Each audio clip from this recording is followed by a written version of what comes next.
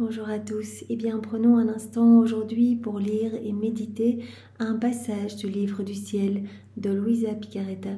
Au nom du Père qui m'a créé, du Fils qui m'a sauvé et du Saint-Esprit qui me sanctifie. Amen. Jésus, nous nous immergeons en toi et dans ta divine volonté. Nous nous unissons à toi, nous nous identifions à toi, nous nous consumons en toi. Nous fusionnons nos volontés dans la tienne, nous les fondons dans la tienne et comme tous les jours, Jésus, nous t'accueillons dans nos vies, dans nos cœurs. Viens Jésus, viens faire en nos âmes ta demeure, viens t'y établir définitivement avec ton Père, l'Esprit Saint, ton royaume, ton trône, tes œuvres divines, tes actes divins.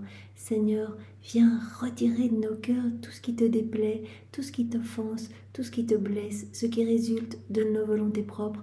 Arrache tout, Seigneur, nous t'en donnons cette autorisation. Recrée en nos cœurs cet espace indispensable, nécessaire pour que ta divine volonté puisse se déployer en chacun de nous, qu'elle puisse vraiment prendre toute la place en nous, qu'elle puisse être reine, souveraine, qu'elle puisse agir et opérer librement à partir de chacune de nos humanités. Oui Seigneur, nous te supplions de venir continuer ta vie en nous. Nous te demandons cette grâce de pouvoir être de bons instruments entre tes mains. Nous te demandons cette grâce de pouvoir être pour toi comme des humanités de surcroît. Aussi Seigneur, nous t'offrons nos mains, viens agir à travers elles. Nous te donnons nos pieds, viens marcher dans chacun de nos pas.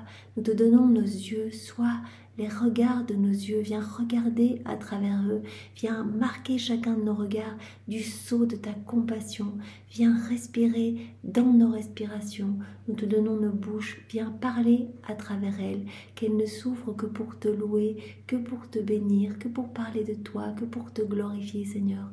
Viens et écoute à travers nos oreilles, pense à travers chacune de nos pensées. Viens Jésus, viens faire battre nos cœurs, que ce soit ton sacré cœur qui batte dans notre cœur, que nos cœurs battent à l'unisson et qu'à chacun de nos battements de cœur, eh bien, tu puisses recevoir des milliards d'actes d'amour, d'adoration, de louange, de bénédiction, de remerciement. Oui Jésus, nous voulons vraiment te serrer dans nos bras au nom de tous et te dire Jésus, je t'aime, je te loue, je te bénis, je t'adore, je te remercie, je t'honore et je t'embrasse avec ta volonté au nom de toutes les générations humaines. Et je te supplie, eh bien, que ton royaume d'amour, que le royaume de ton divin fiat vienne s'établir ici-bas. Je te supplie que toutes les âmes soient sauvées et que les pécheurs puissent se convertir. Et je place, eh bien, mon amour uni au tien partout, sur chaque élément de la création, avec toutes les paroles du Notre Père, eh bien, je place cela partout, sur chaque feuille, chaque herbe, chaque arbuste, chaque brindille, chaque fleur, chaque insecte, chaque animal, chaque bestiole, sur chaque poisson, dans chaque goutte d'eau, dans chaque molécule d'air, chaque atome de terre, tout ce que la terre comprend, sur chaque semence, que les semences vont produire, dans l'immensité des cieux, sur le soleil, ses rayons, ce que ces rayons vont toucher, les étoiles, leurs sentiments, les planètes, les galaxies, partout dans le ciel, partout sur la terre. Je veux que tout résonne de mon amour uni au tien pour toi, Seigneur. Vraiment que tout soit un hymne de louange et d'amour pour toi, au nom de tous tes enfants, Seigneur, que tu puisses te sentir consolé. Je veux vraiment, Seigneur, eh bien, que tout soit réparation. Je veux t'offrir à chaque fois l'acte opposé aux offenses qui te sont faites, pallier à tous les vides de tendresse, à tous les vides d'amour. Aussi, Seigneur, vraiment, fais de moi ce qui te plaira, donne-moi ce don de la vie dans la divine volonté, donne-le à chacun de nous, remplis-nous de ton amour, de ta présence, de ton Esprit Saint. Marque-nous Seigneur, marque-nous du sceau de ton divin fiat. Nous voulons vraiment Jésus travailler à l'avènement de ton royaume. Seigneur, nous voulons te remercier infiniment pour tout ce que tu as déjà fait pour nous, pour toutes ces vérités du livre du ciel qui sont si précieuses, si importantes et qui nous façonnent, qui nous font grandir vraiment à ta ressemblance et qui nous poussent à nous unir à toi dans nos quotidiens. Vraiment, nous désirons davantage ce don de la vie dans la divine volonté. À chaque fois que tu nous en parles, Seigneur, on ne peut pas désirer ce qu'on ne connaît pas. Donc ces connaissances sont primordiales. Merci infiniment, Jésus, d'avoir pris le temps d'enseigner Luisa pour que nous puissions à notre tour accueillir tous ces trésors que tu veux nous donner. Merci Seigneur, merci pour ton amour sans borne, pour ta miséricorde infinie, quelles que soient nos fautes, nos péchés, nos rechutes, la laideur de nos âmes. Tu nous aimes tellement et tu nous attends, tu es dans cette attente inlassable de notre retour comme le Père du Fils prodigue. Eh bien Seigneur, nous voulons au nom de tous revenir à toi et nous jeter dans tes bras, te demander pardon, vraiment dans ta divine volonté, eh bien nous repentir de nos fautes et nous laisser laver par tes larmes, par ton sang, et nous laisser vraiment te laisser nous recouvrir eh bien de ce manteau royal, de ce manteau de lumière, de ce vêtement du ciel, Seigneur. Merci infiniment de nous avoir donné Maman Marie comme maman, et qui est si douce, si merveilleuse. Et tu nous l'as dit hier, eh bien dans cette petite prière de Louisa, tu lui as expliqué que vraiment tu attends ces remerciements, tu attends que les hommes te remercient, eh bien d'avoir reçu Maman Marie comme maman, parce qu'à travers elle coule sur l'humanité eh bien tellement de grâce. Alors Seigneur, nous te remercions de nous l'avoir donnée, elle qui est notre avocate privilégiée, elle qui intercède pour nous à chaque instant, elle qui se trouve à nos côtés, elle la reine du royaume de la divine volonté qui nous relève vraiment quand nous chutons, qui nous prend dans ses bras, qui nous cache dans son manteau pour nous mettre à l'abri des forces obscures et qui nous ramène sur tes genoux, dans ton cœur, à notre juste place, unis à toi. Elle nous veut unis à toi, elle nous veut dans ta divine volonté, Seigneur. Alors merci de nous l'avoir donné. Et vraiment, nous l'aimons immensément et nous voulons vous recouvrir l'un l'autre de votre amour respectif, de vos bénédictions, de vos paroles, de votre tendresse respective. Nous voulons vous recouvrir l'un l'autre et bien de tous les actes d'amour que vous avez accomplis, voilà, l'un et l'autre dans la divine volonté, que ton humanité, Jésus, a accompli dans la divine volonté. Tu es la divine volonté, donc l'intégralité de tes actes. Et Maman Marie est devenue par grâce ce que tu es par nature. Donc l'intégralité de ces actes qu'elle a accomplis dans ta divine volonté, nous faisons tout nôtre. Nous plaçons nos je t'aime sur tous ces actes. Et nous vous en recouvrons continuellement, nous vous les réoffrons continuellement à chacune de nos respirations, à chacun de nos regards, à chacun de nos mouvements, à chacun de nos battements de cœur, continuellement. Nous voulons également vous recouvrir eh bien, de l'amour du Père, de l'amour de l'Esprit Saint, de l'amour trinitaire et de tous les actes d'amour de tous les hommes, de tous les saints de tous les temps. Bien sûr, refait dans ta divine volonté, Seigneur. Nous voulons également reprendre tout ce qui a pu être accompli dans la divine volonté et tout ce qui le sera, tous les actes faits par Adam dans son état d'innocence, par Louisa, et puis tous ceux qui ont suivi Louisa et qui suivront Louisa. Voilà, tous ces actes. Eh bien, nous savons que chaque acte est une vie divine, alors nous vous en recouvrons. Nous faisons tout nôtre et nous vous en recouvrons.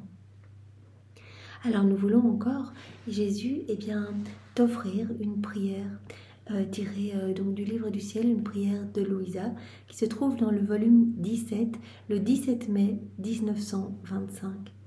Trinité Sainte, je veux par mon amour te payer de retour pour tout ce que l'Esprit Saint fait pour ceux et celles qui ont à être sanctifiés.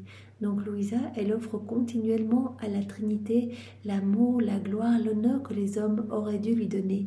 Ici, elle vient donner à la Trinité toute la gloire et l'amour que les hommes auraient dû donner à l'Esprit Saint. Je veux vous payer, je veux te payer, Trinité Sainte, de retour pour tout ce que l'Esprit Saint fait pour ceux et celles qui ont à être sanctifiés. Donc elle répond à tout l'amour de l'Esprit Saint. Au nom de tous, elle remercie pour tous les dons donnés par l'Esprit Saint, tous ces cadeaux.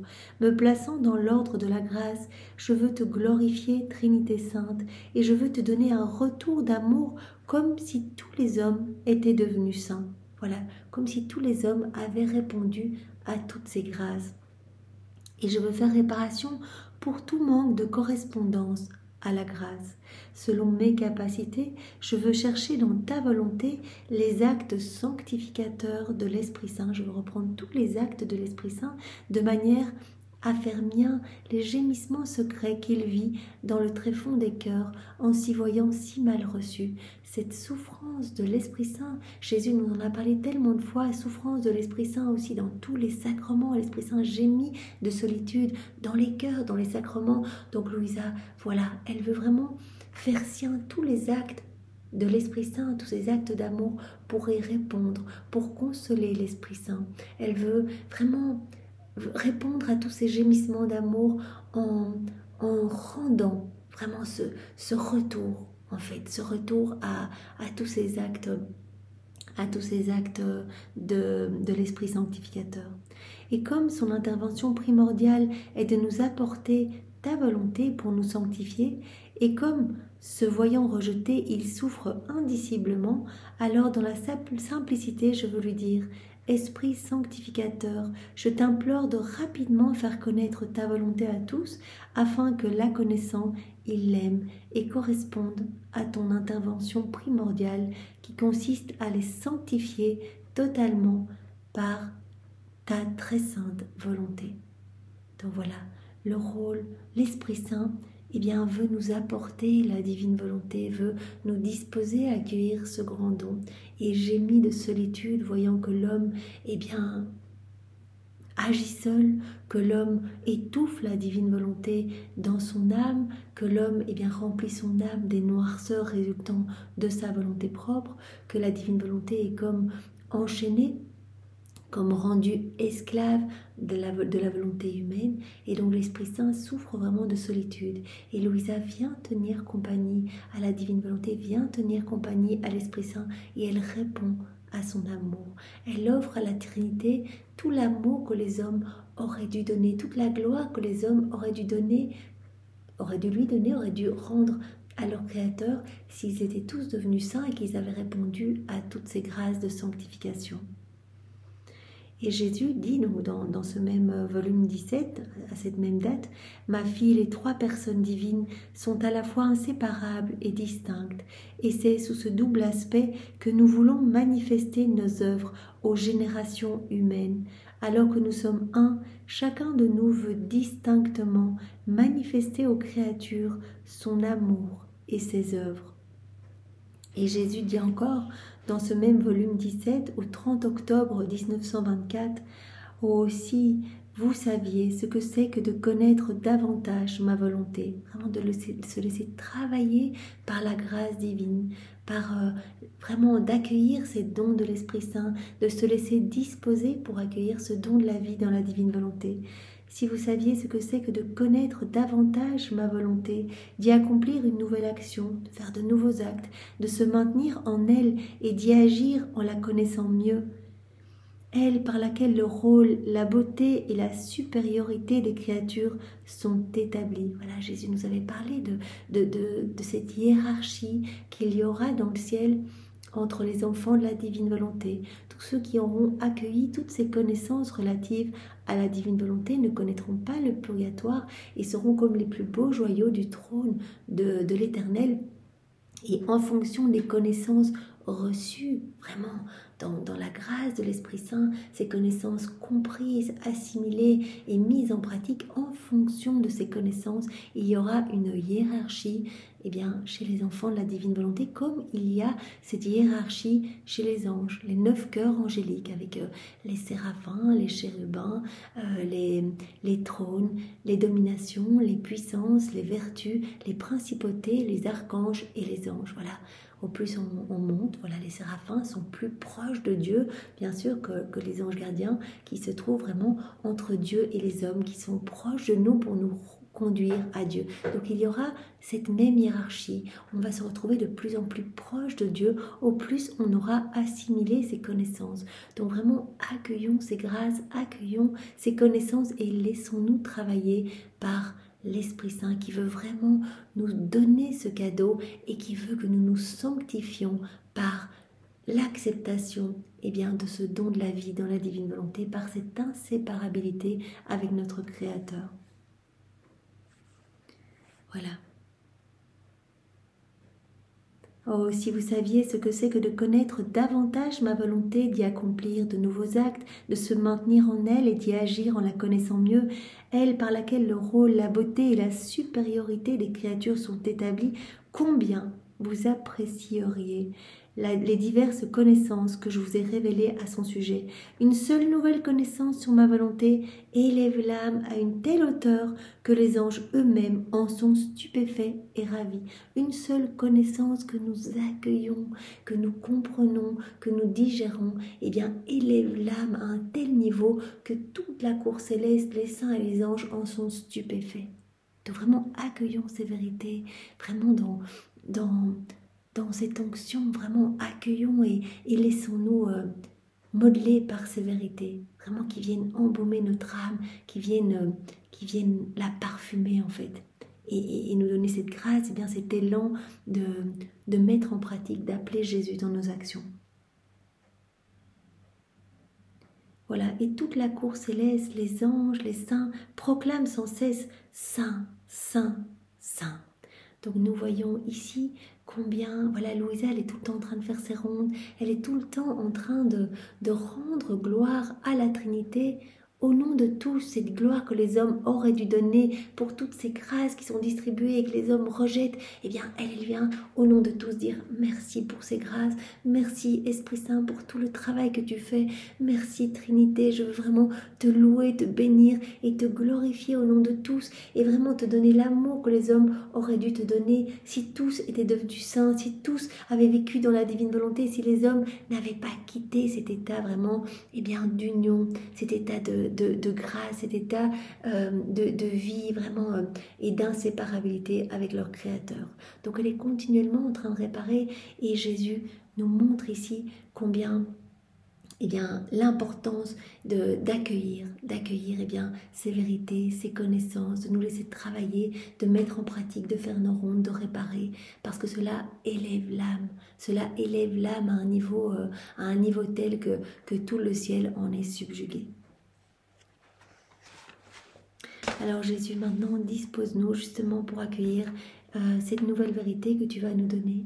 Viens vraiment nous donner ta sagesse à toi, ta compréhension à toi, que nous ne passions pas à côté de ce précieux trésor et que nous puissions vraiment digérer ces bouchées de lumière et que nos vies puissent porter de beaux fruits pour toi, ton Père et l'Esprit Saint. Parle maintenant, Jésus, à travers ma bouche, envoie sur chacun de nous bien ton Saint-Esprit, que ce moment fait en union avec toi puisse avoir des retombées dans tous les cœurs. Viens, Esprit d'amour, viens par la puissante intercession du cœur immaculé de Marie, ton épouse bien-aimée. Viens, Esprit Saint, viens vraiment maintenant nous saisir, viens nous embraser, viens nous brûler complètement. Viens par la puissante intercession du cœur immaculé de Marie, ton épouse bien-aimée. Viens, Esprit de paix, sois l'essence de nos vies. Viens par la puissante intercession du cœur immaculé de Marie, ton épouse bien-aimée. Alors le passage que nous allons voir est celui du 29 septembre 1931. Nous sommes dans le volume 29 et c'est notre sœur Louisa qui parle. Je faisais ma ronde dans la divine volonté pour suivre tous ces actes accomplis par amour pour nous, et arrivée en Éden, je m'arrêtais à l'acte où Dieu créa l'homme. Comme elle fait tout le temps, voilà, elle fait ses rondes, et elle se place souvent en Éden, on peut aller où on veut dans la divine volonté, et donc là, souvent, elle vient, parce que Jésus lui a dit que cela lui faisait immensément plaisir, elle vient au moment où la Trinité a créé l'homme, où l'homme est sorti des mains de Dieu. Vraiment cet amour brûlant Adintra qui s'est déversé ad extra en l'homme. L'homme qui a été créé pour être l'exutoire de cet amour divin, pour tenir compagnie à Dieu et pour répondre continuellement à cet amour, être vraiment dans ce flux et reflux d'amour. Tout était fait en Éden, tout était merveille et délice. L'homme, par tous ses mouvements, amenait de la gloire à Dieu. Et vraiment l'homme posséder la divine volonté, la divine science, la divine connaissance, et vraiment chacun de ses pas, chacun de ses regards, eh bien, rendait de l'amour à Dieu. L'homme était sous cette pluie continuelle de grâce, de bien, de bénédiction. Il accueillait, est-ce que son âme ne pouvait en clore, son âme étant limitée, et le tout provenant de cette source illimitée, eh bien, tout ce qui débordait de son âme repartait en action de bénédiction, d'amour, de remerciement pour son Créateur, donc tout n'était que fait.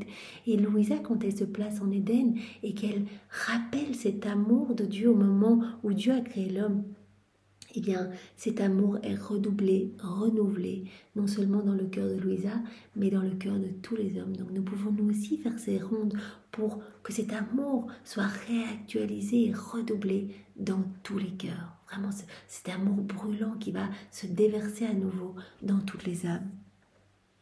Quel moment solennel, quel enthousiasme d'amour, un acte que l'on peut appeler très pur, complet, substantiel et ininterrompu. Voilà, la création de l'homme, cet amour très pur, complet, substantiel, ininterrompu, des flots de grâce et d'amour, des torrents de puissance, de sainteté, de beauté. Cet acte que l'on peut appeler un acte ininterrompu d'amour divin, comme l'homme a été formé, a eu son commencement, est né dans l'amour de son Créateur. Il était juste qu'il grandit comme il avait été pétri et animé par le souffle, comme une petite flamme de l'haleine de celui qui l'aimait tant. Comme l'homme a été pétri, façonné dans cet amour rempli d'amour divin dès le départ. Il était normal que l'homme puisse croître dans cet amour, puisse être continuellement être alimenté de cette haleine divine, de ce souffle divin. Jésus nous parle souvent de cette place de l'homme vivant dans la divine volonté qui se trouve dans ses bras et qui continuellement se laisse nourrir par ce souffle de Dieu, ce souffle divin. Je pensais à cela lorsque mon doux Jésus me dit en visitant ma petite âme, « Ma fille, la création de l'homme n'était rien d'autre qu'une effusion de notre amour, au point qu'il lui était impossible de tout recevoir en lui-même. » Cela débordait de partout. L'homme n'ayant pas la capacité d'accueillir tous ces torrents de lumière, d'amour, etc., il se remplissait à ras-bord et tout ce qui débordait repartait en amour pour son Créateur. Donc vraiment, ces torrents se déversaient à l'intérieur de son âme et à l'extérieur, partout. Cela rejaillissait de partout. N'ayant pas la capacité de recevoir en lui un acte de celui qui lui avait donné le jour, cela débordait de partout. C'est pourquoi notre acte est resté à l'intérieur et à l'extérieur de lui, afin qu'il puisse l'utiliser comme nourriture pour grandir devant celui qu'il avait créé avec tant d'amour et qu'il aimait tant. Donc l'homme a reçu dès le départ la divine volonté pour avoir vraiment cette capacité d'accueillir toujours plus. L'homme a reçu, comme nous l'avions vu dans un autre passage, cet acte croissant lié à son libre arbitre pour que vraiment l'homme puisse, en s'unissant à son Créateur, en fusionnant sa volonté à celle de Dieu, alimenter cette vie d'amour, cette vie de lumière, cette vie de sainteté, la vie du divin vouloir en lui, dans son cœur. Donc vraiment qu'il puisse grandir continuellement à la ressemblance de son Créateur, dans cette sainteté divine que Dieu veut pour chacun de nous. Et comme ce n'était pas seulement notre amour que nous déversions en créant l'homme, mais toutes nos divines qualités, la puissance, la bonté, la beauté, etc., se sont également répandues au dehors. Et avec ce déversement de nos divines qualités, la table céleste demeurait toujours préparée à la disposition de l'homme qui pouvait, quand il le désirait, venir s'asseoir à la table céleste pour se nourrir. Voilà, Jésus prend cet exemple maintenant de table céleste où nous sommes tous invités. Adam y allait régulièrement, en s'unissant à son Créateur, il accueillait de nouvelles nourritures, de nouveaux mets, de nouvelles qualités, nouvelles bontés, nouvelles saintetés, etc. Donc, il alimentait cette vie divine en lui. Nous sommes invités, nous, puisque ce don nous est redonné aujourd'hui, à nous unir à Jésus, à l'appeler dans nos actions. C'est très facile, dans nos petits actes du quotidien. Jésus ne nous demande pas de changer notre façon de vivre. Non, faisons exactement la même chose qu'avant de connaître la divine volonté. Voilà, allons travailler, conduisons notre voiture, mangeons, parlons, marchons, méditons, lisons, etc. Et vraiment, c'est comme si à chaque fois, nous nous installions à cette table céleste, vraiment que nous prenions dans nos bras notre Créateur, que nous prenions dans nos bras Jésus, que nous nous unissions à lui, et lui, va faire grandir cette vie en nous. C'est comme si voilà, nous allions chercher de nouveaux aliments. Chaque acte est une nouvelle nourriture pour alimenter la vie de la divine volonté en nous, cette vie d'amour, cette vie de lumière. Jésus nous veut complètement pur amour, pure lumière. Donc nous voyons bien combien, il nous le dit tous les jours, les actes sont importants. La répétition de ces actes sont primordial, vraiment être vraiment dans cette continuité, dans cet acte continu pour que cette vie puisse être continuellement alimentée. Comme toute vie doit être continuellement alimentée, alimentons cette vie divine en nous. Donc vraiment, allons acte après acte nous présenter vraiment dans le sacrarium céleste, dans le sacrarium divin, allons à la table de Dieu et alimentons cette vie divine. L'homme pouvait, quand il le désirait, venir s'asseoir à la table céleste pour se nourrir de nos qualités, de notre bonté, notre puissance, notre beauté, notre amour, notre sagesse, et grandir devant nous avec ces mêmes divines qualités et le modèle de notre ressemblance. Voilà. Donc Adam, comme il ne pouvait pas tout enclore, il avait cet acte croissant et il pouvait à chaque fois recevoir plus. Il se présentait à cette table divine et il venait chercher de nouvelles qualités, de nouvelles bontés, de nouvelles saintetés, etc. Nous aussi, en nous unissant avec Jésus, nous venons vraiment fournir cette alimentation pour faire grandir cette vie divine en nous. Voilà. Et chaque acte est une vie divine, nous le savons, mais ces actes alimentent cette grande vie divine en nous pour que nous soyons complètement immergés de divin, qu'il n'y ait plus rien d'humain en nous. Chaque acte, Jésus retire quelque chose de mauvais en nous et il place à la place quelque chose du ciel. Il veut vraiment nous passer dans ce mixeur, dans ce broyeur de la divine volonté pour qu'il n'y ait plus rien résultant de notre volonté humaine en nous. Parce qu'il veut qu'on soit comme d'autres, lui, sur la terre. Vraiment des petites sources rayonnantes de sa lumière, de sa splendeur, de son amour. Chaque fois qu'il venait en notre présence, ici Jésus parle d'Adam, pour prendre une gorgée de nos divines qualités, nous le prenions sur nos genoux pour se reposer et digérer ce qu'il avait pris, afin qu'il puisse se nourrir à nouveau de nos mets divins. Pour former sa croissance complète de bonté, de puissance, de sainteté et de beauté, comme le désirait notre amour et le voulait notre volonté. Plan de Dieu que l'homme ait cette plénitude de beauté, bonté, sainteté, etc. Donc à chaque fois, vraiment gardons cette image en tête. Adam se présentait à cette table divine, venait sur les genoux de son Créateur et son Créateur l'alimentait, Dieu l'alimentait, lui donnait plus pour lui vraiment le faire croître en fait, le faire grandir, pour former cette croissance complète de toutes les qualités divines, de la bonté, de la puissance céleste, de la sainteté, de la beauté de Dieu, etc. Comme le désirait l'amour de Dieu et comme le voulait la divine volonté.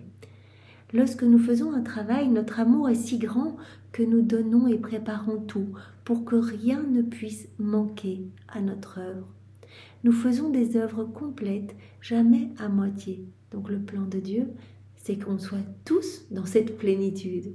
Vraiment, et Jésus dit, c'est pour cela que nous n'arrêtons pas, nous travaillons les cœurs pour que...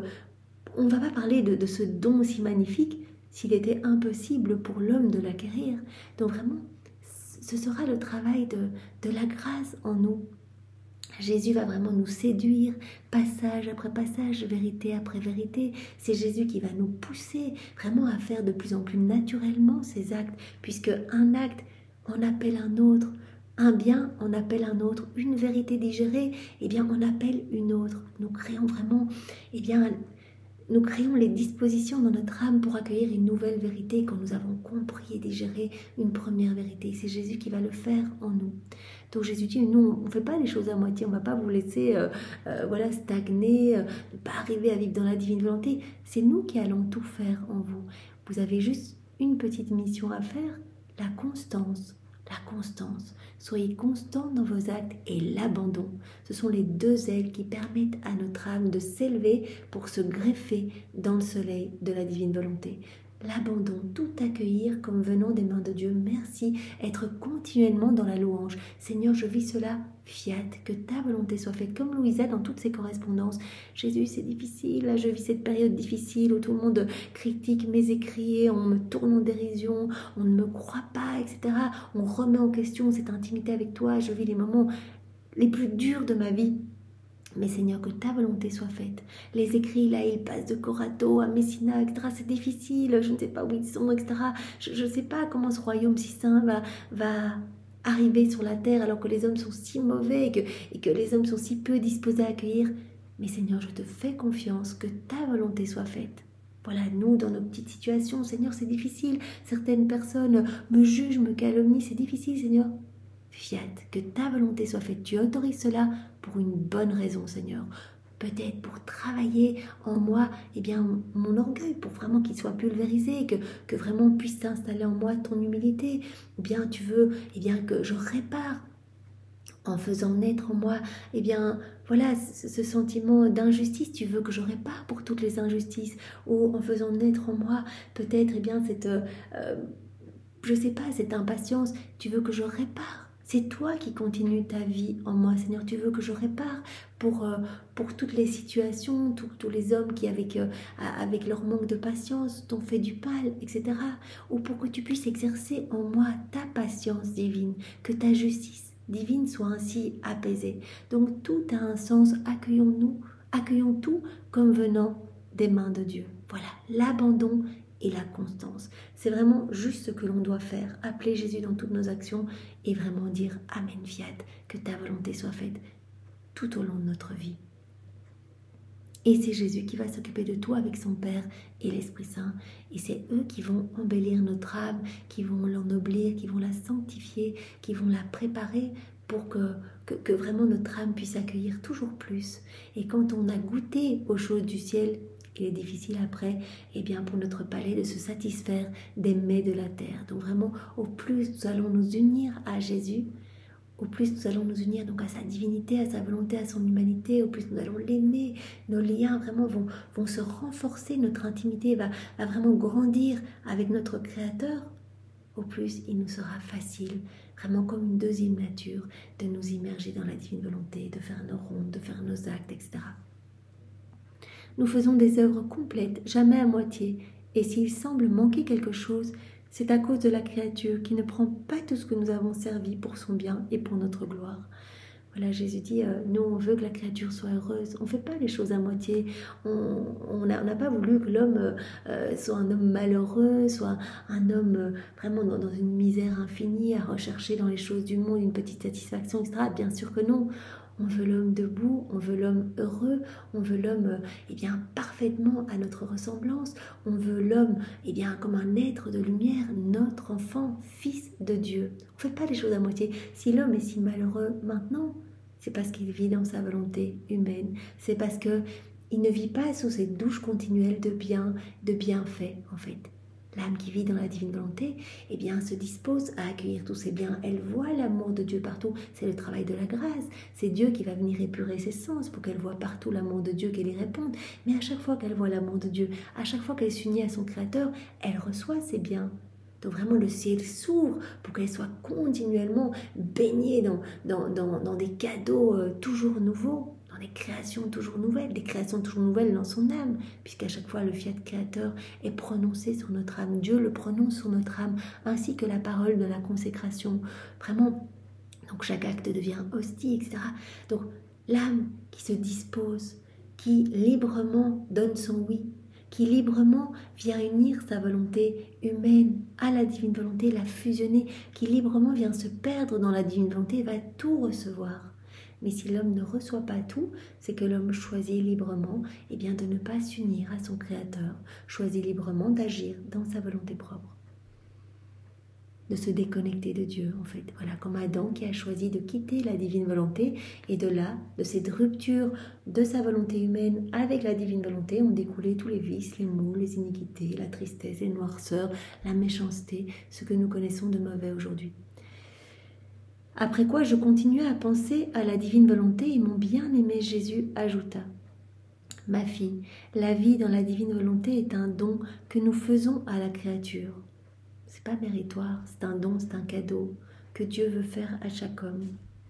Un grand don qui dépasse en valeur, en sainteté, en beauté et en bonheur tous les autres dons, d'une manière infinie et insurpassable. Jésus parle du cadeau, des cadeaux en fait, vraiment la grâce des grâces, le cadeau suprême, le don suprême qui dépasse tous les autres dons possibles et imaginables. C'est vraiment la vie dans la divine volonté, c'est à chaque instant un petit miracle. C'est à chaque instant un soleil qui se crée, quelque chose de sublime, notre Créateur qui agit en nous. Vraiment, et chaque acte va avoir cette portée universelle, intemporelle, qui va déborder dans... Vraiment, ces bienfaits qui vont déborder dans tous les cœurs. Donc, agir dans la divine volonté, c'est le prodige des prodiges. Jésus dit, il n'y a rien de plus sublime. Vous voyez, la Vierge Marie, elle n'a rien fait extérieurement d'incroyable par rapport aux saints, etc. Elle n'a pas opéré des guérisons, elle n'a pas fait de miracles, etc. Elle avait une vie toute intérieure, toute cachée. Mais chacun de ces petits actes était un miracle, vraiment avec une portée magnifique. Et vraiment, les actes de la Vierge Marie ont encore ces bienfaits pour chacun de nos cœurs, parce que ces bienfaits ne s'arrêtent jamais. Tous les actes sont en dépôt dans la divine volonté et produisent des rayonnements continuels et infinis pour toutes les âmes de toutes les générations. Donc, Jésus dit, ma maman, parce qu'elle était totalement dans la divine volonté, eh bien, elle a pu aussi accueillir le Rédempteur en son sein, elle a pu m'accueillir en son sein, elle a pu faire descendre le ciel en elle. Elle a pu vraiment accueillir le Verbe incarné en elle, parce qu'elle vivait dans la divine volonté. Parce que Jésus nous l'a dit, il n'aurait pas pu s'incarner dans le sein d'une maman vivant dans sa volonté propre. Donc c'est immense de vivre dans la divine volonté. Notre âme devient sublime, devient un palais céleste pour accueillir la Trinité, devient un tabernacle de consolation, où nous consolons Jésus à chaque instant, nous l'abreuvons, nous le nourrissons, nous devenons comme d'autres mères pour lui. Notre âme devient un tabernacle vivant pour sa divine volonté. Voilà, donc Jésus dit, c'est vraiment le don ultime, vraiment c'est l'aboutissement de tout. La vie dans la divine volonté, ce fiat de la sanctification, cette sainteté divine, c'est l'aboutissement du fiat de la création et du fiat de la rédemption. C'est le parachèvement total de tout. C'est le plan de Dieu de toute éternité. Donc c'est ce qu'il y a de plus beau, de plus grand. Jésus le dit tout le temps à Louisa, j'aime tellement parler de ma volonté, je pourrais tellement à chaque instant parler de ma volonté. Il y aurait toujours quelque chose de nouveau à dire. Voilà. Donc, c'est ce qu'il y a de plus beau, c'est ce que Dieu préfère. C'est, voilà, quand nous parlons de la divine volonté, notre voix tient compagnie à Dieu, en fait. Vraiment, il se réjouit à chaque fois que l'on parle de la divine volonté. Il s'empresse de venir parler à travers nos lèvres de ce don si grand, pour que plus d'hommes se disposent à accueillir ce don. Cela dépasse tous les autres dons d'une manière infinie et insurpassable. Lorsque nous accordons ce don si grand, nous ne faisons rien d'autre qu'ouvrir les portes pour rendre la créature propriétaire de nos divines possessions. Quand on donne ce don, nous ouvrons les portes pour que la créature reçoive tout, qu'elle soit propriétaire de tout, qu'elle soit dépositaire de tout ce qu'il y a dans le ciel, de toutes les œuvres divines, de toute la création, de toutes les qualités divines, etc. Elle devient propriétaire absolument de tout, en union avec Jésus. Jésus a dit à Louisa, il n'y a plus de tu et de je, tout est en commun. Tout est en commun dans la divine volonté.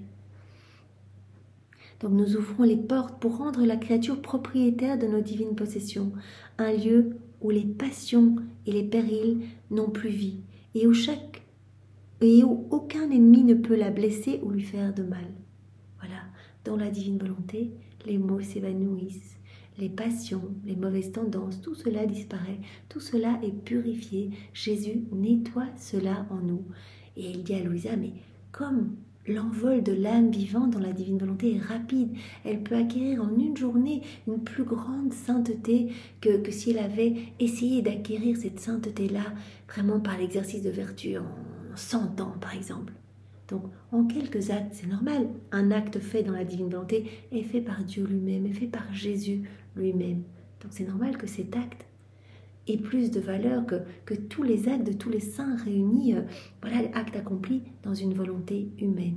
Un acte fait par Dieu, et bien sûr, à cette portée magnifique partout, et vraiment resplendit de cette lumière divine. Donc vraiment, nous ouvrons les portes du ciel pour déverser dans la créature qui va s'abandonner dans notre divine volonté toutes les grâces, tous les biens divins, tous les bienfaits célestes, etc. Les bonheurs du ciel, les joies célestes, les béatitudes, etc. Et donc, petit à petit, l'âme va être purifiée. Nous allons la purifier de ses mauvaises passions, de ses mauvais comportements, etc. Le don de la vie dans la divine volonté va confirmer la créature dans le bien, dans l'amour, dans la vie même de son Créateur. Et le Créateur demeure confirmé dans la créature, de sorte qu'il y a entre l'un et l'autre inséparabilité. Voilà, c'est le tout qui s'enclôt dans le néant et le néant qui se perd dans le tout. Nous nous perdons dans le tout et il y a cette inséparabilité avec la Trinité. C'est juste tellement beau. Avec ce don, la créature sentira que son sort a changé. De pauvre, elle deviendra riche. De malade, elle se rétablira parfaitement. De malheureuse, elle sentira que tout s'est transformé pour elle en bonheur. Tout va changer.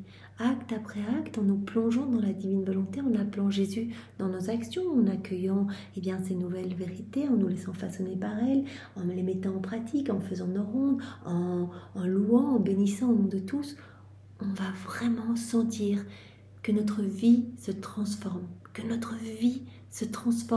vraiment ce que l'on avait l'habitude de faire disparaît. Les mauvaises choses que l'on avait l'habitude de mettre en place, tout cela va disparaître progressivement et nous allons acquérir ce tempérament divin. Donc nous allons vraiment sentir cette paix s'installer en nous, la douceur de Jésus, sa patience. Comme Louisa, nous allons sentir cette force en nous, cette vie divine en nous, cette irrésistible force qui va nous pousser continuellement à suivre les actes de la divine volonté, à nous unir à elle, à lui tenir compagnie, à placer notre amour partout, à répondre à l'amour de Dieu, à l'amour qui est manifesté dans chaque élément créé partout. On va faire notre rosaire directement, on va le faire dans la divine volonté, on va accompagner Jésus à chaque instant de sa vie, dans tous les mystères que nous méditons. Nous allons les réactualiser, rappeler tout l'amour que Jésus a placé partout, faire nôtre cet amour, y placer nos je t'aime et tout réoffrir au pied de la Trinité pour que cet amour se déverse à profusion dans notre cœur et dans tous les cœurs. Nous allons l'accompagner, réparer avec lui, nous unir à lui dans ses souffrances, dans ses peines, dans ses réparations, dans ses prières, nous unir à Maman Marie, la prendre dans nos bras, la consoler, nous trouver avec Jésus à chaque instant. Depuis la seconde 1 de son incarnation jusqu'à sa mort sur la croix, vraiment l'accompagner dans le sein de Marie, par exemple, porter avec lui tous les attributs de sa passion, etc. Donc vraiment, tout va changer. Notre manière de prier, où tout sera réparation, tout sera union avec Jésus. Dans les sacrements, nous allons aller à la messe, mais nous n'allons pas vivre la messe de la même façon. Nous allons aller à la messe pour consoler Jésus dans le Saint-Sacrement, pas pour demander des grâces, mais pour le consoler, pour l'accompagner dans chacune des hosties, pour être consacré avec lui dans les mains de chaque prêtre qui consacre de tous les temps, pour réparer, refaire toutes les messes dans sa divine volonté, toutes les adorations, toutes les entrées de messe et sorties de messe, tout, vraiment réparer pour tous les actes irrévérencieux, les manques de respect, etc. Voilà, donc vraiment, c'est magnifique. Notre vie va changer, notre tempérament va changer, notre manière de prier va changer. Voilà, notre vie va devenir une prière continuelle. Continuellement, nous allons, même si extérieurement rien n'aura changé, simplement faire notre vaisselle dans la divine volonté, c'est un acte qui vaut plus que toutes les prières possibles et imaginables de tous les saints de tous les temps. Voilà, Jésus, je fais ma vaisselle dans ta divine volonté, de la même façon que je gratte cette assiette, allons récurer les cœurs pour les disposer à accueillir ce don de la vie dans la divine volonté. Jésus, je me brosse les dents, et bien de la même manière que je les nettoie, et nettoyons les cœurs, Seigneur, ensemble, nettoyons les cœurs avec tes larmes pour que vraiment elles puissent se repentir, elles puissent avoir compassion de ton amour et de leur âme et revenir à toi, accueillir ce cadeau, cette inséparabilité avec toi.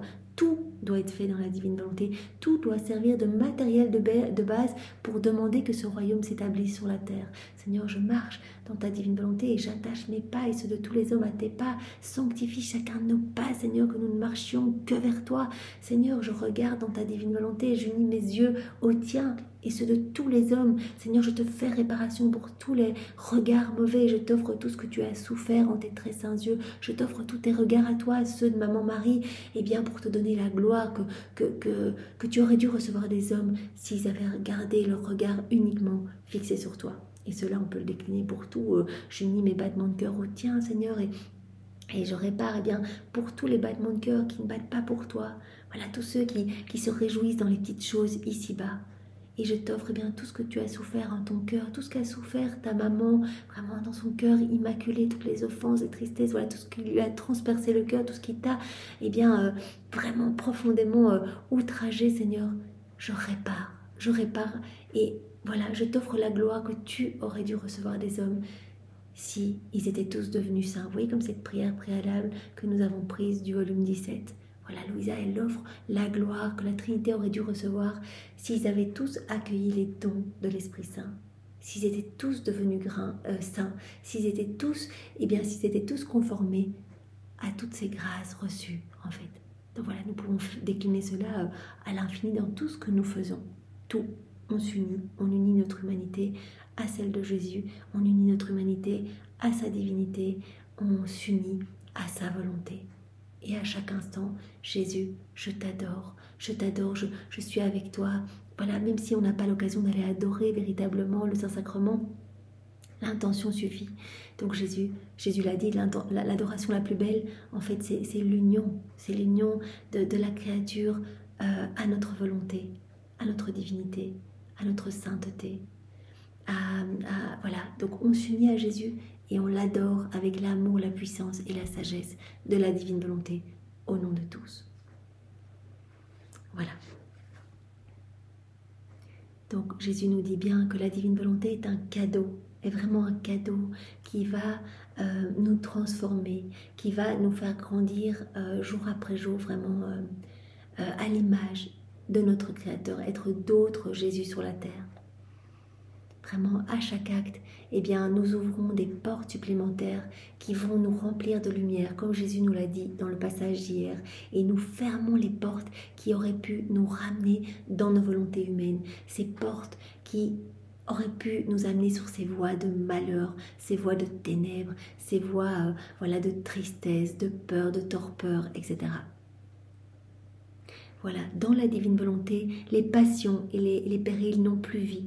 Aucun ennemi ne peut blesser la créature qui vit dans la divine volonté. Tant que nous restons dans les bras de Jésus, nous sommes immergés dans sa lumière et nous érigeons acte après acte, eh bien, comme une muraille de lumière, voilà, autour de Jésus et de nous. Donc les démons n'ont plus accès à notre âme. Ils vont peut-être essayer via d'autres personnes de notre entourage, eh bien, d'un petit peu chahuter notre barque, mais ils n'auront plus accès, eh bien, vraiment à notre âme en fait. Donc tant que nous sommes unis à Jésus, nous ne chutons pas et les forces obscures sont contraintes de s'éloigner.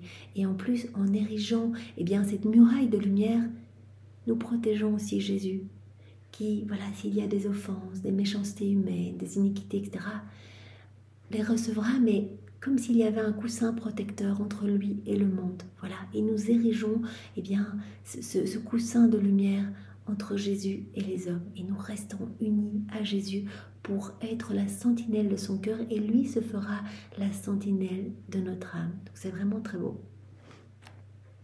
Donc les ennemis ne peuvent pas blesser l'âme qui vit dans la divine volonté, ne peuvent pas lui faire de mal. Mais Jésus disait à Louisa, attends seulement de quitter la divine volonté pour voir combien d'ennemis vont se jeter sur toi parce qu'ils ont horreur de la divine volonté. Ils voient se recréer dans les âmes ce que eux ont perdu, ce paradis, cette beauté, etc.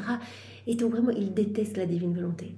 Donc, voilà, ils vont essayer de te faire douter, de te faire chuter pour que tu quittes la divine volonté, pour qu'ils puissent t'attaquer et vraiment te faire sombrer. Dans ce cas-là, quand tu remarques que tu as quitté ma divine volonté, reviens vite.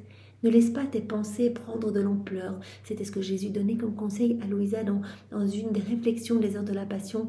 Reviens vite, parce que les démons ne sont jamais au repos et vont essayer de décupler tes mauvaises pensées pour que tu ne puisses même pas revenir, que tu te sens tellement mal, tellement mauvaise que tu n'oses pas revenir à moi en disant mais finalement je ne suis pas digne, je suis qui pour demander à Jésus de faire ça en moi, etc. Ça, c'est le travail de sape de l'ennemi. Donc, revenons. Dès qu'on a remarqué qu'on a quitté les bras de Jésus, qu'on ressent un petit peu de stress, des craintes, des doutes, on revient directement. Pardon, Jésus, je reviens à toi. Je me nie à nouveau à toi. Je te remets toutes mes misères pour que tu les transformes en lumière et que tu me sanctifies et que tu te serves de tout. C'est ça qui est très beau. Jésus va se servir de toutes ces misères comme fondation pour établir son royaume, pour tout transmuer dans sa splendeur. Voilà, comme Jésus qui a changé toutes ces eaux sales qui avaient servi à laver les pieds, etc., qu'il a changé au noces de Cana, toutes ces eaux en vin. Jésus va se servir de tout ce qu'on va lui amener, comme quand on va se confesser, et bien pour tout transformer en lumière. Donc n'hésitons pas à revenir. Pardon Jésus, je reviens à toi. Tant pis si on doit revenir 10 fois sur la journée, je reviens à toi Seigneur. Et chaque fois Jésus se réjouit et vraiment nous transforme davantage. Le don confirme la créature dans le bien, dans l'amour, dans la vie même du Créateur, et le Créateur demeure confirmé dans la créature, de sorte qu'il y a entre l'un et l'autre inséparabilité. Avec ce don, la créature sentira que son sort a changé. De pauvre, comme on l'avait déjà dit, elle deviendra riche, malade, elle se rétablira parfaitement, malheureuse, elle sentira que tout s'est transformé pour elle en bonheur. Vivre dans le don de notre volonté est très différent de faire notre volonté. Vivre immergé dans cette lumière, dans la divine volonté, c'est très différent que de faire la volonté de Dieu. Ce que tous les saints avant Louisa ont fait. Voilà, ils ont acquis leur sainteté en travaillant des vertus, vraiment tributaires. Ils étaient tributaires des personnes à l'extérieur. Genre, si on veut exercer cette vertu de l'obéissance, il faut une personne qui nous mette sous obéissance. Si on veut exercer la vertu de la patience, eh bien, il faut être avec d'autres personnes, être en situation où notre patience va être vraiment mise à l'épreuve, etc. Donc voilà, très très différent. La pratique des vertus, on agit seul, dans nos volontés propres, etc.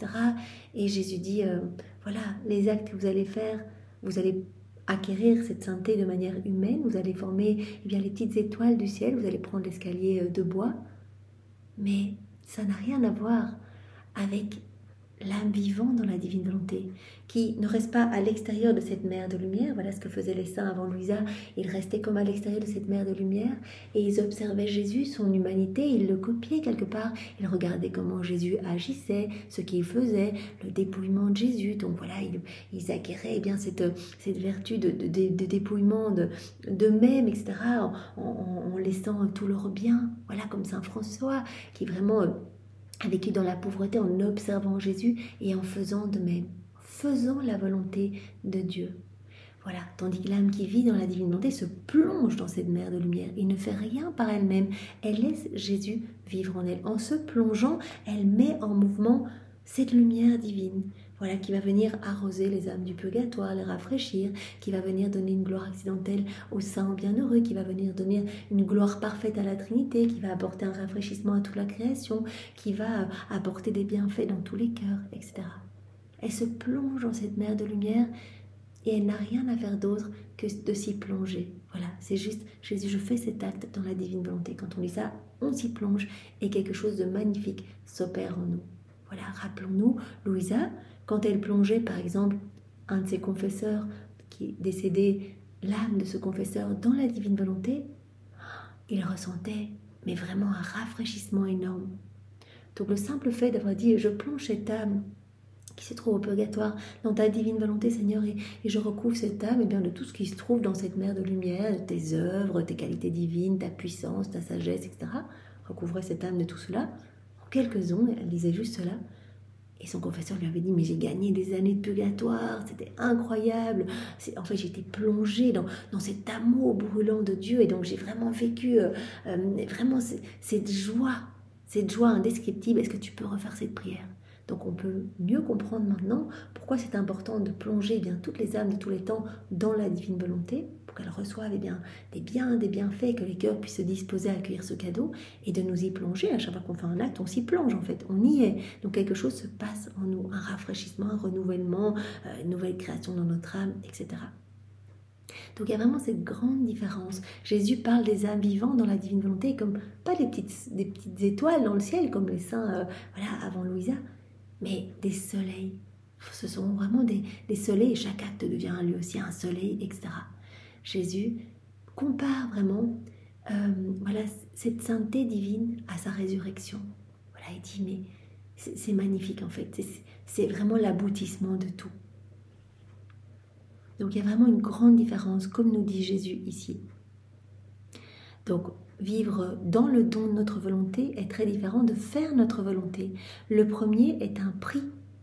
Vraiment le don de la divine volonté, c'est un cadeau, une prime. Et c'est notre décision de conquérir la créature avec une force invincible et irrésistible. C'est un cadeau qu'on donne à la créature, qu'on veut donner à tous nos enfants. Alors depuis la chute d'Adam, il a fallu le temps que les générations se remettre debout. Jésus a dit j'ai dû venir pour réhabiliter l'homme à vivre dans la divine volonté, pour reconnecter sa volonté humaine à la divine volonté, pour donner à mon Père toute la gloire que l'homme n'avait pas donnée, etc. Depuis la chute d'Adam qui est dans la divine volonté, et bien sûr ouvrir à l'homme les portes du ciel.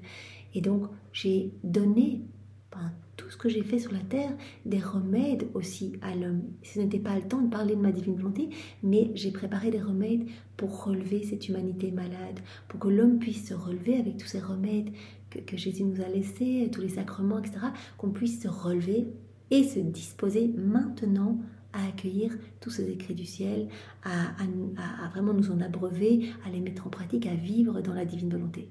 Donc vraiment, ce cadeau nous est redonné maintenant. Et c'est un cadeau, Jésus dit, c'est comme une prime, c'est un don qu'on fait. La créature ne va pas recevoir ce cadeau parce qu'elle a plus de mérite qu'une autre. On veut le donner à chacun de nos enfants. C'est notre décision de conquérir la créature avec une force invincible et irrésistible. Ce sera notre travail de conquérir la créature, de remplir la volonté humaine de façon sensible, de sorte qu'elle touchera de sa main et avec clarté le grand bien qui lui vient. Qu'il faudrait être fou pour sortir d'un tel bien, parce que tant que l'âme est en voyage, les portes ne se referment pas derrière le don, mais elles restent ouvertes, si bien que librement et sans être forcée, l'âme peut vivre dans notre don. Jésus n'aime pas quand on agit de manière forcée. Il aime que notre amour soit spontané, que vraiment nous puissions librement donner notre oui, que librement nous offrions notre volonté, qu'à chaque acte, en fait, on refusionne notre volonté dans celle de Dieu. Il aime quand tout se fait de manière spontanée. On va recevoir à profusion des grâces, des cadeaux pour pouvoir le faire de manière spontanée, mais nous avons toujours cette liberté. Comme Jésus parle, la porte reste toujours ouverte. L'âme a toujours cette liberté de nous offrir sa volonté, de l'unir à la nôtre, de la fusionner dans la nôtre. Si elle le fait, elle va acquérir tellement de bienfaits que, voilà, Jésus dit... c'est presque impensable que la créature qui s'est plongée dans notre divine volonté, qui a reçu toutes ces connaissances du livre du ciel, veuille retourner dans sa volonté propre. Voilà. Quand on goûte à tellement de merveilles du ciel, on n'a plus envie de retourner dans... D'ailleurs, on ressent la puanteur de notre volonté humaine. Quand on quitte, quand on fait des petits pas dans nos volontés propres, on ressent bien toute la lourdeur quand on n'est pas uni à Jésus. Donc, on n'a qu'une envie, hop, on revient vite s'unir à Jésus. Et cela de manière de plus en plus constante. Voilà, Jésus nous appelle à être dans cet acte continu. Comme Louisa qui le demande continuellement à Jésus, je veux devenir un acte continu de ta divine volonté pour pouvoir t'aimer continuellement de cet amour parfait, de cet amour divin. On offre Dieu à Dieu dans la divine volonté et pour pouvoir être à nouveau comme Adam l'était dans cette unité du divin fiat avec chaque élément de la création et avec la Trinité. Être dans cette connexion, dans cette unité. Voilà. Donc les portes restent ouvertes si bien que librement et sans être forcée, l'âme peut vivre dans notre don. C'est un cadeau.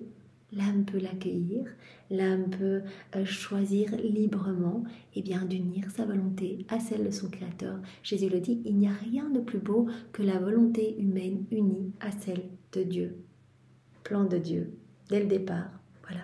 C'est ce que Dieu veut pour chacun de nous, que notre volonté soit continuellement unie à la volonté de Dieu. Il n'y a rien de plus beau. Mais par contre, si on ne l'unit pas à celle de Dieu, vont découler misère, noirceur, que des choses vilaines alors vont découler de notre volonté. Et nous allons gorger notre âme vraiment de choses mauvaises. Nous allons étouffer cette vie divine en nous. Donc voilà, les portes restent ouvertes si bien que librement et sans être forcée, l'âme peut vivre dans notre don. D'autant plus qu'avec ce don, elle ne fera pas notre volonté par nécessité. On ne fait pas par nécessité en disant bon, c'est nécessaire que je le fasse, etc.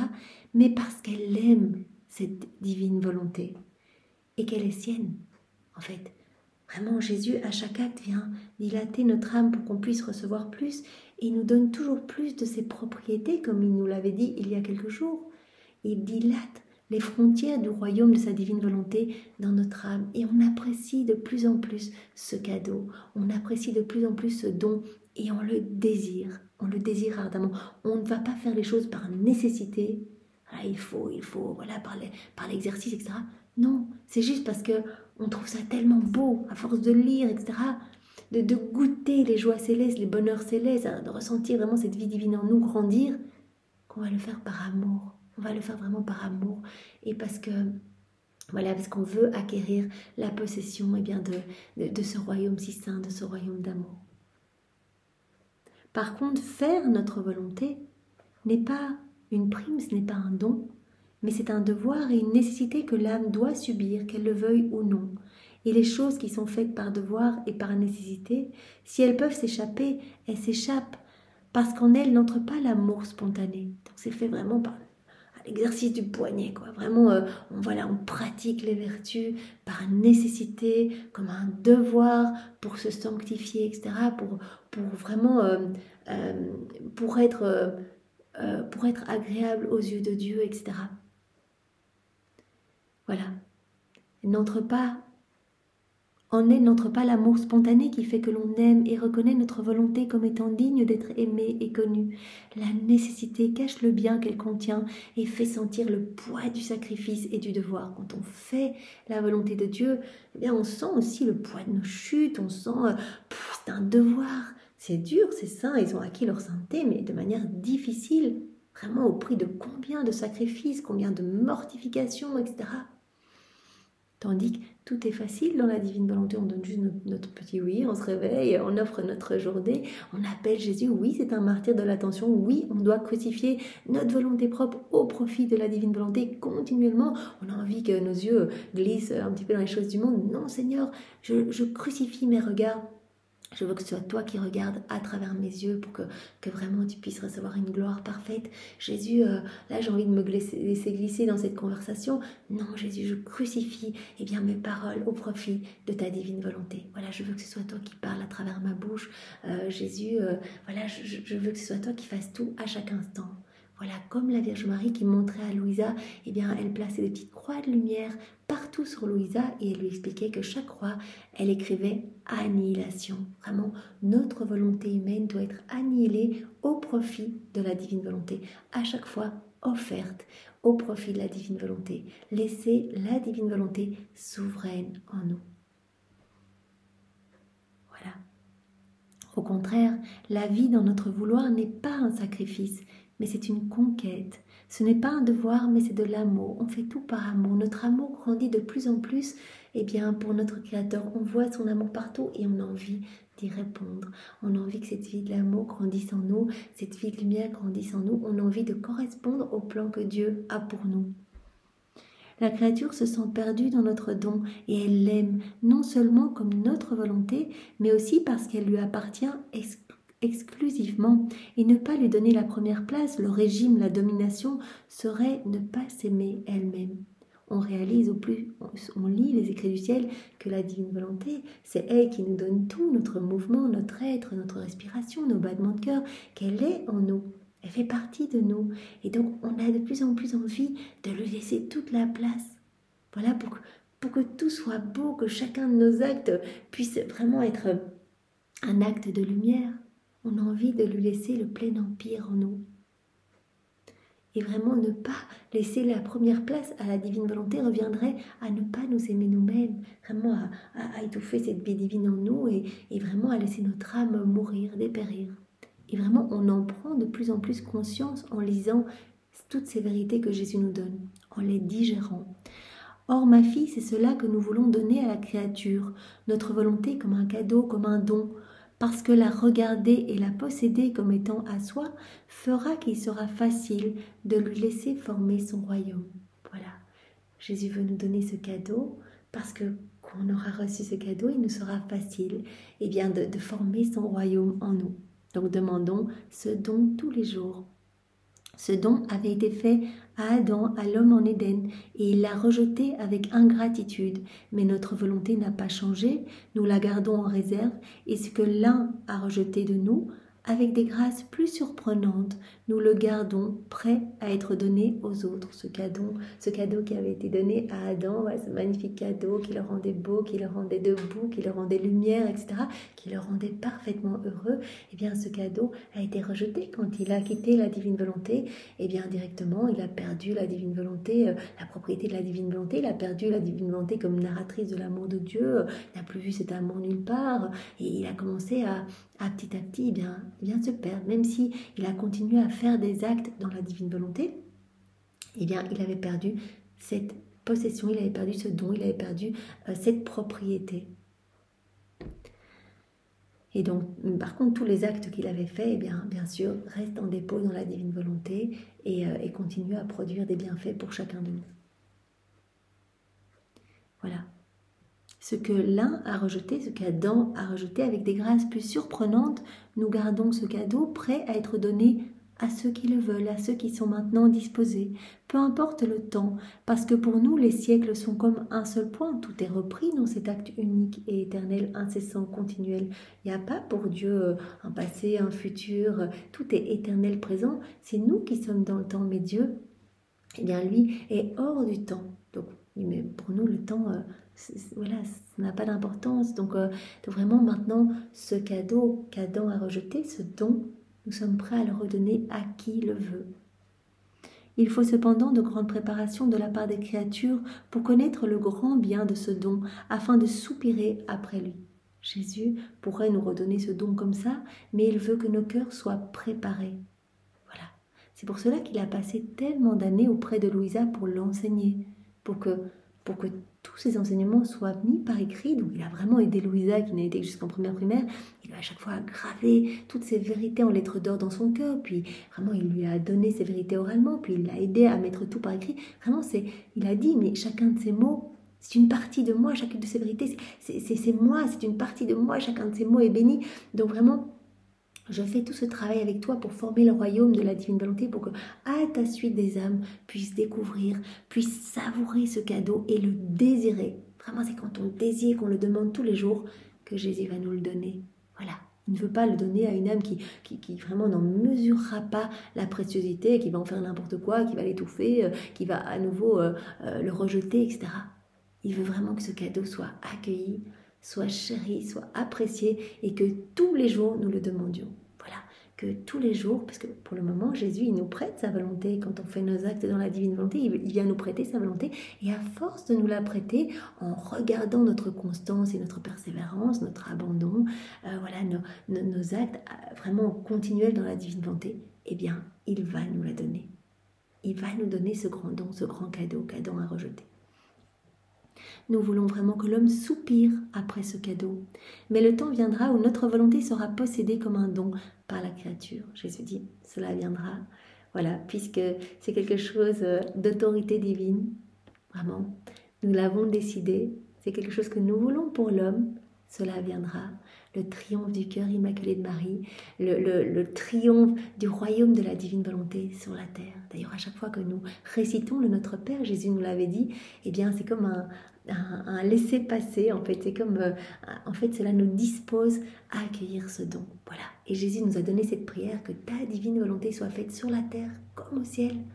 pour que vraiment, à travers les générations, tous les hommes demandent ce grand don. Même si, avant de connaître la divine volonté, on ne comprenait pas bien ce qu'on demandait, que ta volonté soit faite. Oui, que ta volonté soit faite, on doit faire la divine volonté, mais comme sur la terre, comme au ciel. Dans le ciel, ils vivent tous dans la divine volonté. Donc c'est ce que nous sommes appelés à faire. Et donc à force de répétition de cette prière, Dieu se laisse toucher pour nous octroyer ce cadeau, pour que les âmes se disposent. Et à chaque fois que nous faisons des actes, nous travaillons aussi pour que les autres âmes s'ouvrent. En faisant des actes, il y a des âmes qui vont revenir à Jésus, d'autres qui vont se repentir, d'autres qui vont se sanctifier, d'autres qui vont accueillir de nouveaux charismes, d'autres qui vont retourner à l'église après un temps très long sans y avoir été, d'autres qui vont découvrir les écrits du ciel, d'autres qui vont s'essayer à leurs premiers actes. Et cela va faire vraiment des effets en cascade, des effets vertueux, vraiment pour que vraiment ce royaume descende sur la terre. Donc c'est tellement beau. Donc Jésus dit, le temps viendra, bien sûr, parce que je n'aurais pas passé tout ce temps à t'enseigner, à aussi enseigner à mes apôtres cette prière du Notre Père, si je n'avais pas vu ce royaume établi et victorieux sur la terre. Donc ce temps viendra. Vous pouvez contribuer en agissant dans la divine volonté, en faisant tout dans la divine volonté, vous pouvez contribuer à accélérer la venue de ce royaume. Mais ce temps viendra, ce temps heureux, ce royaume si saint où les hommes seront tous heureux, cela viendra sur la terre. Parce que Jésus ne fait rien d'inutile. Donc s'il a pris ce temps, il nous le certifie. C'est vraiment une confirmation, une certitude que ce royaume va s'établir ici-bas. Nous allons devoir passer très probablement, comme Jésus l'a dit à de multiples reprises à Léandre, à Louisa, nous allons devoir passer par de grandes purifications, mais nous arriverons à ce triomphe complet. Donc réjouissons-nous et vraiment soyons de bons instruments entre les mains de Jésus. Offrons nos vies. Nous n'avons que cette vie. Jésus dit, tant que l'âme est sur la terre, tout est méritoire. Tout ce qu'elle va faire peut nous apporter de la gloire. Elle peut sauver des âmes à chacun de ses mouvements, à chacun de ses regards. Mais une fois qu'on est mort, il n'y a plus vraiment. On n'est plus dans le mérite. On va recevoir les béatitudes comme ça, etc. Mais ici, nous pouvons faire tellement. Laisser Jésus vraiment vivre en nous et faire tout en nous. Donc ne perdons pas notre temps. Comme Jésus le dit à Louisa, mais si tu voyais ce qu'est un acte dans la divine volonté, la merveille, la portée de cet acte, etc., toutes les âmes qu'il sauve, tu aurais peur de faire un acte dans ta volonté propre. Donc à chaque fois que vraiment tu te soucies de certaines choses, que tu te ressentes sur toi-même, etc., tu perds du temps, tu perds comme une tournée vraiment dans l'éternité, tu perds en fait une possibilité de créer un soleil magnifique, irradiant, qui va sauver des âmes, etc., qui va nous glorifier parfaitement, qui va réparer, qui va apaiser notre justice divine. Donc ne perds pas ton temps, et Jésus nous le dit aujourd'hui, ne perdez pas votre temps. Vous n'avez que cette vie, en avant, faites vos actes, et je vous y aiderai, parce que c'est notre plan, et nous voulons que tous nos enfants soient heureux et vivent dans la divine volonté. Merci Seigneur, nous t'aimons infiniment avec ton amour. Sois loué, béni et glorifié au nom de tous. Au nom du Père et du Fils et du Saint-Esprit. Amen. Belle journée à tous. Au revoir.